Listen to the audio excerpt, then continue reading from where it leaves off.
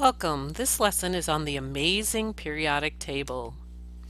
You probably know by now that the periodic table was developed by Dmitry Mendeleev in 1869, and he was a Russian chemist.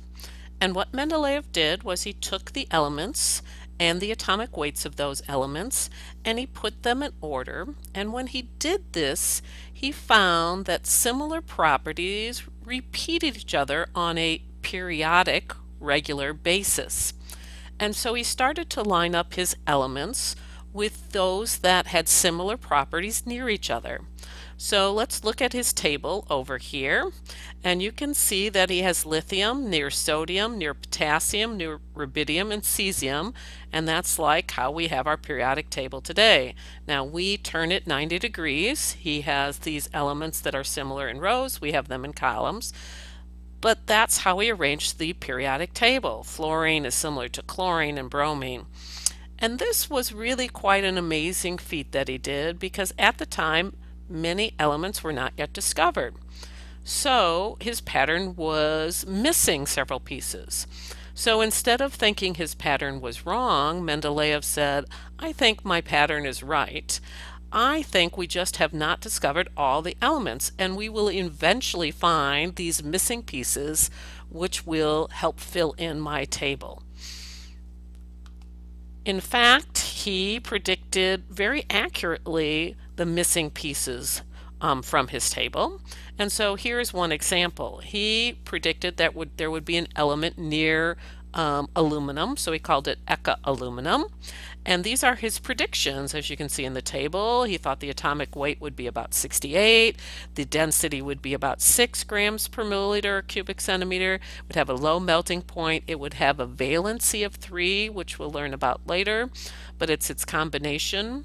When it formed an oxide, it would form an oxide 2 parts Eka aluminum to 3 parts oxygen.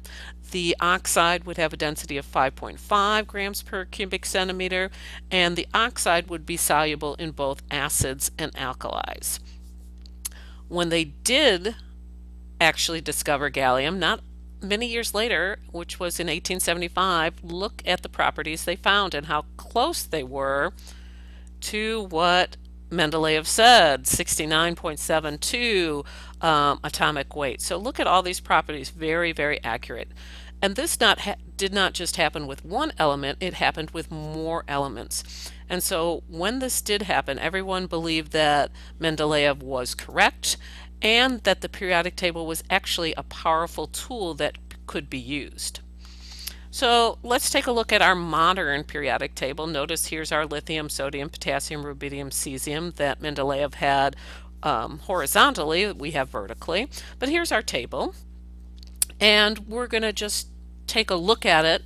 And you might want to pause the screen and get out pages 323 to 325 in your problem book and fill in your charts as we go through these. Or you can also see this online on our community page. So let's take a look at the periodic table. And one thing you see is this black staircase on the periodic table that kind of divides the periodic table in half. So on this half of the periodic table, you have what we call metals, a name you're very familiar with. Metals are malleable, ductile, they're shiny, which they have luster, they conduct heat and electricity, and you're pretty familiar with that. Now you may say, but Miss Backus, I don't know what malleable ductile means. Well, malleable means that you can take the sample and hit it with a hammer and you can pound it into a sheet. Sometimes you have to heat it up, but you can pound it and it doesn't shatter or break into little pieces. Ductile means that you can pull them into wires, and once again it doesn't break into little pieces. Nonmetals are on the other side of the periodic table, and they have the opposite properties. They're not shiny, they don't conduct heat well, they don't conduct electricity well, they're not malleable or ductile. And then the ones touching this line, except for carbon and aluminum, are considered to be metalloids. And they have properties a little bit of each side, a little like metals and a little like nonmetals.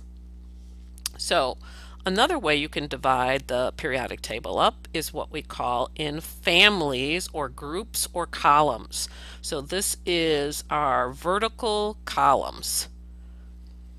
And these are the vertical columns that Mendeley have said had similar properties. So they have names to them. So the first column on the periodic table is also called alkali metals. The second column is called alkaline earth metals. The middle section where the d orbitals fill up are called transition metals. These don't have as fancy of names. These are called the boron family, the carbon family. The nitrogen family is also called this funny name called pnictogens. The oxygen family is called also chalcogens. The fluorine family is called halogens, and the last family in the periodic table is called the noble gases. You may have heard of them before. The two rows at the bottom, which we have the f orbitals fill, are called rare earth metals, and you might understand because they are rarer than some of our other metals. So that's kind of a brief. Now, besides columns, we also have something called rows, periods, and energy levels, and those are horizontally across the periodic table. And there you have a wide variety of properties because you go from the alkali metals all the way to the non-metals and the noble gases, which are non-reactive. So here's a list of the properties of some of the columns we just talked about. The alkali metals are very reactive. In fact, we have sodium at school, but it's stored under oil because sodium will even react with the water in the air. So it's very reactive. It is called an alkali metal because alkali means basic, because when it does react with water, it produces a basic solution. The alkali metals are also very soft metals, and you can cut them with a knife. Alkaline earth metals are reactive, but not as reactive as the alkali metals. They're called earth metals because many of them are found in the Earth's crust. Some do react with water or hot water, but not all of them. But they do react with acids, as well as the alkali metals react with acids.